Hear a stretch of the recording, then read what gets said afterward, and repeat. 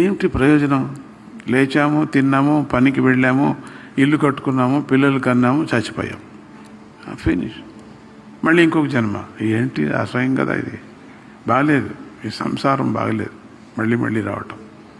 అందుకని మనకు తెలియాల ఎవరు దేవుడు, దేవుడు అంటే ఏమిటి, కర్మ అంటే ఏమిటి, క్రియ అంటే ఏమిటి, భక్తి అంటే ఏమిటి, ఎందుకు ఇది మనం చేస్తున్నాం, ఎందుకు ఈ పుట్టక, ఎందుకు ఈ సావు, ఎందుకు ఈ ఆకర్షణ, ఎందుకు ఈ మోహం, ఎందుకు ఈ కామం, ఆశ, ఆశలో పడి సస్తాన్నాం, బయటికి రాలేకపోతున్నాం.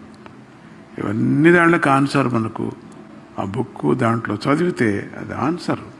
భగవద్గీత చాలా ఈజీ, అన్ని డౌట్స్ క్లియర్ అయిపోతాయి.